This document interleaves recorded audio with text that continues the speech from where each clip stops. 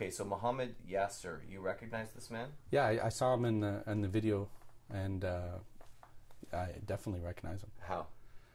Well, when I bought my house in 2009, he was renting it with one of his sons, and he stayed there until about 2011. And you've spoken to him before about Raid, is that correct? Yeah, he came to me several times, 2 or 3 times, and what happened was he was just concerned with his son's rigid understanding of Islam. And was this something that was developing, or was he worried about that he was sliding, like he was going down a radical path? Is this something he just generally had? Like, was this something that was in process? Yeah, it had nothing to do with violence or concern for violence, but what it did was it brought to light that he had sort of went down a path where his father was saying it was difficult for them to deal with their son because he was coming across a little self-righteous. And he asked for your help? Yeah, 2 or 3 times. And what did he ask you to do? He asked me if I would go and speak to his son, and I absolutely agreed. And what came of it? They never set up the meeting. They never said, okay. And so you've never seen Reed? No, the father rented with another son, and speaking to my wife, I think he dropped off the keys when we stopped renting it to him in 2011, but I couldn't even recognize if you showed me a picture. Do you remember, did the father speak to you at all about any of the signs or what he was concerned about? Yeah, I mean, it's typical. It's sometimes where somebody gets really enthusiastic, becomes overzealous, and starts to preach to everyone else about having them to change their ways and follow it according to the Sunnah, or the prophetic tradition, and a little bit pushy, and coming across self-righteous. So sorry, just to be clear, the son is being this way? Yeah, that's the concern of the father. The father was just hoping he would become more balanced.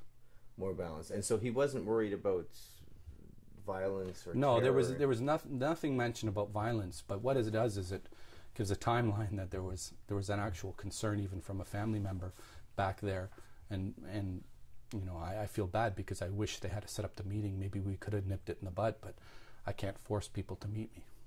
I see. And so he was in something. It was a conflict with the family. Like there was a conflict with the family, somewhat rooted in. There was a concern. I mean, I'm sure they all got along on some level, but it becomes a concern. I mean, you want to be able to get along with all your siblings, and if that's not the case, you want somebody to be able to intercede and help. And as a counselor in the community, I guess he felt right to come to me. Okay, and can you tell me about the family in general? What you know? I think great people. I think they have nothing to do with these views. He rented. He was a great tenant, fantastic guy, a hard worker, taking care of his children and trying his best. I mean, he came here to try to make a better life for himself, and I'm sure they have nothing to do with these views.